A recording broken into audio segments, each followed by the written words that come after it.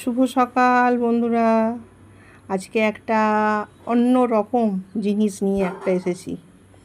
Actually আমার বোন গিয়েছিল হংকং, তো সেখান থেকে ও এগুলো নিয়ে এসছে কর্মসূত্রে। ও 4 দিনের জন্য হংকং আর ম্যাকাও গিয়েছিল, তো সেখান থেকে ও নিয়ে এসছে এই চকলেটগুলো।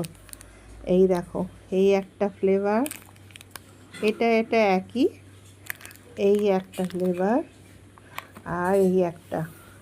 মানে সব জায়গায় তো গিয়ে আমরা পৌঁছাতে পারবো না, ও অফিসের কাজের জন্য গিয়েছিল, তো এটা নিয়ে এসছে। এটা অলরেডি ছেলে বুকিং করে নিয়েছে, এবারে বাকি আছে এই 3খানা। এখান থেকে এবার ভাই একটা বুকিং করবে, করার পর তারপরেতে যেটা অবশিষ্টাংশ পড়ে থাকবে সেটা আমার আর মায়ের। ঠিক আছে, তো এই হচ্ছে দেখানোর ছিল। মানে ভাবা যায় না যে চীনের জিনিস মোটামুটি আমরা ঘরে বসে খাবো।